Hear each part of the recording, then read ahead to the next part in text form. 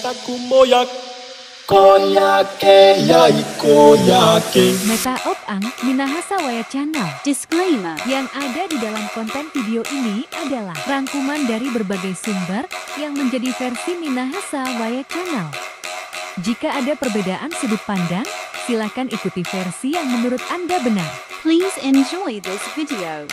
Siri Wangkotabea, Karapi Karya, Minahasa Waya Channel. Di konten kali ini, Mimin C akan menceritakan sejarah mengenai pasukan Marsose dalam peristiwa Perang Batak melawan Raja Batak Sisingamangaraja 12. Tentu saja Mimin C mengambil dari sudut pandang Minahasa dan Kerajaan Belanda. Perang Batak 1878–1907 merupakan perang antara Kerajaan Batak melawan Belanda. Perang ini berlangsung selama 29 tahun. Alasan meletusnya perang ini adalah Belanda berusaha mewujudkan Pax Nederlandica. Perang meletus setelah Belanda menempatkan pasukannya di Tarutung dengan tujuan untuk melindungi penyebar agama Kristen yang tergabung dalam Rijkshuisding dengan tokoh penyebarnya Nommensen orang Jerman. Raja Sisingamangaraja 12 memutuskan untuk menyerang kedudukan Belanda di Tarutung.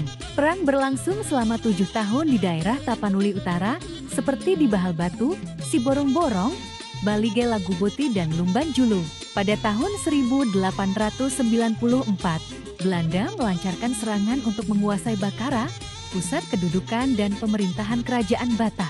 Akibat penyerangan ini, Sisingamangaraja 12 terpaksa pindah ke Dairi. Pada tahun 1904, pasukan Marsose Belanda di bawah pimpinan Mayor van Dalen dari Aceh Tengah setelah memenangkan peperangan melawan Aceh, mereka melanjutkan gerakannya ke Tapanuli Utara, sedangkan di Medan didatangkan pasukan lain. Pada tahun 1907, pasukan Marsose di bawah pimpinan Kapten Hans Christoffel berhasil menangkap Borusagala, istri Sisingamangaraja 12 serta 2 orang anaknya.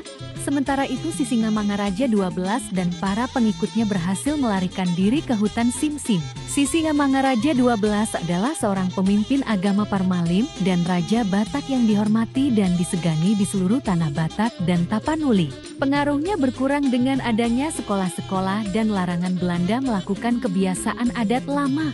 Ini menyebabkan terjadi bentrokan dengan pemerintah Belanda lalu mulai membakar sekolah dan rumah-rumah guru. Bulan Maret tahun 1906 Belanda mulai mencari di mana Sisingamangaraja 12 berada. Penduduk tidak berani menunjukkan tempat persembunyiannya.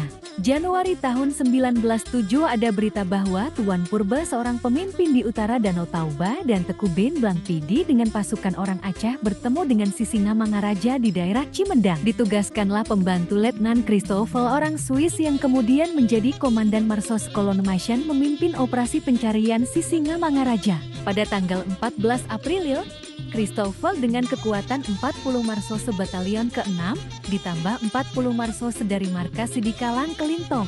Tanggal 24 April tertangkap Ompu Raja Doli dan seorang anak Ompu Babiat dan keluarganya perempuan. Tanggal 10 Mei tertangkap Ibu Sisingamangaraja dan 3 perempuan pengiringnya serta 17 anak-anak lalu 10 kaum keluarga dan 15 orang Aceh bersenjata lengkap.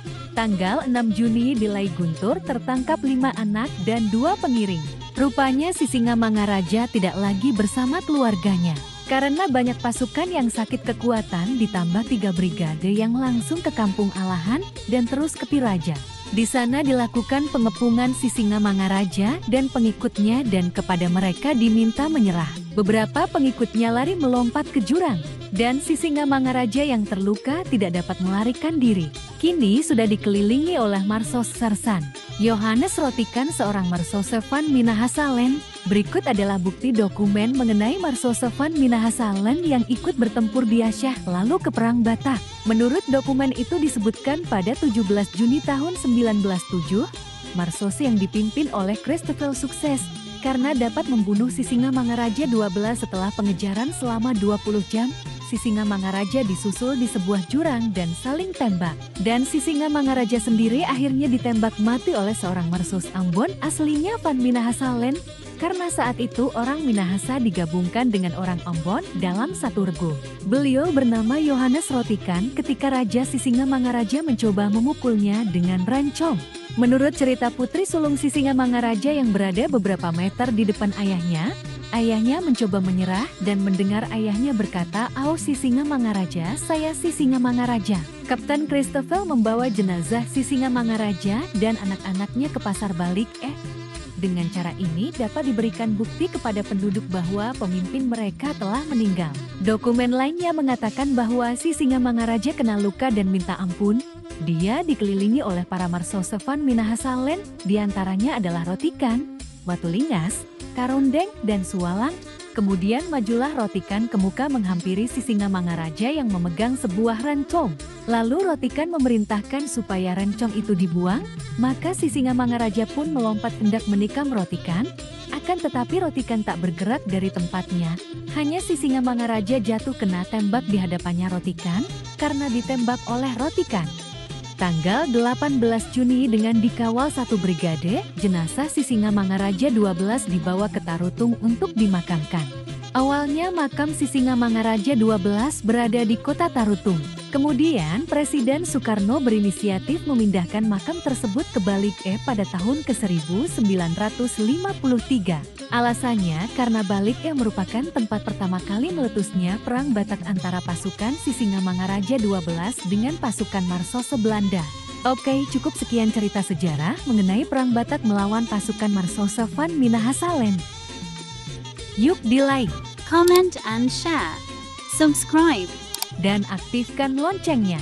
Thanks for watching.